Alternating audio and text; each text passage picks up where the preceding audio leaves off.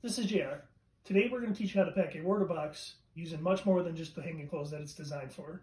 We'll teach you how to maximize every nook and cranny, also helping get some of your awkward stuff and your larger stuff that doesn't fit in a normal size box. This works great for this. We do suggest an 18-inch, which is the width from side to side, over the 24-inch that you'll find in most big box stores. Those tend to crumble in their own weight as they aren't very structurally sound.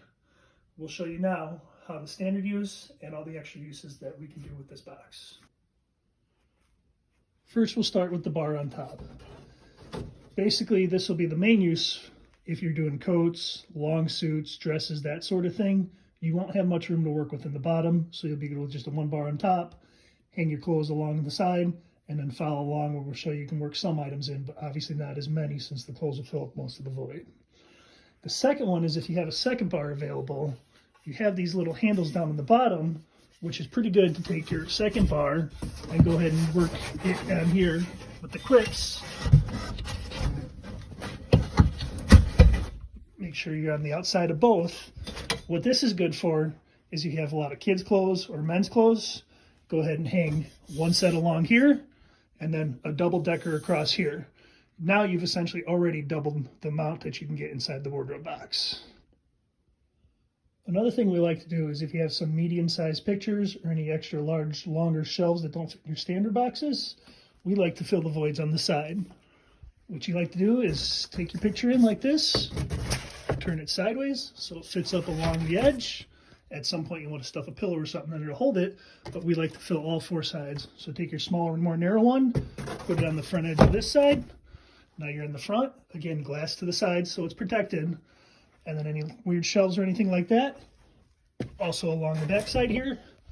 And then again, fill that void with a pillow or a blanket or something to hold that stuff in place.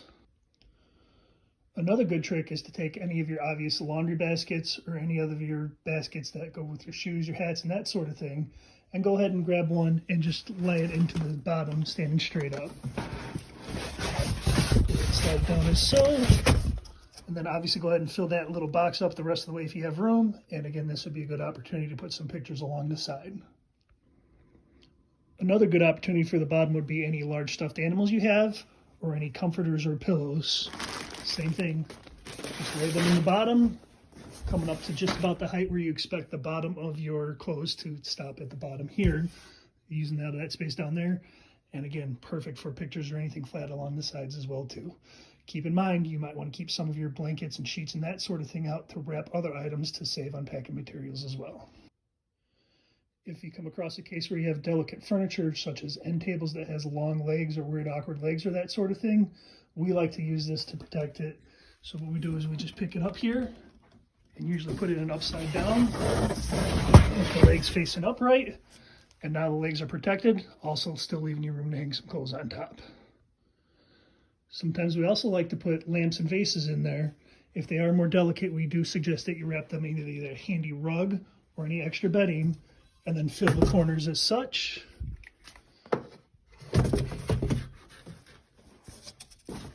And then you can put your bar on there and again, hang your clothes, which will help hold that stuff in as well too. Again, wrap your fragile stuff as your vases and lamps if need be. It also works well to sneak in a lampshade or a delicate house plant, obviously not real. Set it in the bottom. Just make sure you're not putting too many long clothes to where you're going to crush the lampshade. But that is also a good thing to delicate spot to fill that void. We also find that vacuum cleaners fit in here well. Any awkward stuff, if you have any swords, umbrella stands, umbrellas, a toilet paper holder, large sports equipment such as tennis rackets, golf clubs, umbrellas themselves that are larger, if you want to fill those voids as well too, and then just carry on with loading your clothes normal to hold that all in. If you have any awkward shaped lawn ornaments or inside house ornaments for any of the holidays, same thing as well. Go ahead and find a little spot in there, line them up, kind of just the same concept as the pictures, and go ahead and fill whatever else in your void that's safe, and go ahead and hang your clothes. These also work great for bulky items that don't necessarily have to be just for clothes, such as your Christmas tree. If you don't have a Christmas tree box, go ahead and take your tree apart in sections, put your larger section on the bottom there, and then go ahead and reverse upside down the other sections, and now you have Christmas tree storage or moving capabilities as well. The most important thing of following these tips is make sure that you are properly prepared to do such. Make sure you're not loading too heavy. Use whichever of those tricks work best for you, but we do strongly suggest that you run 3 pieces of tape across the seam here. Then we like to, especially if you're getting super heavy, run at least 3 going across the other way. And then as tape tends to peel as it transports sometime, we now run some around the whole entire base here, making sure that it keeps this from peeling and coming off. You want to have a strong bottom, especially if you're going to get heavier with the items. And last but not least, before you begin to close up your sealed wardrobe, grab anything such as a small pillow, and where it slopes down here on the side, go ahead and fill that void. And you can go ahead and try to fill one here too if you can get it to stay. Then you can either fold over your tops like this,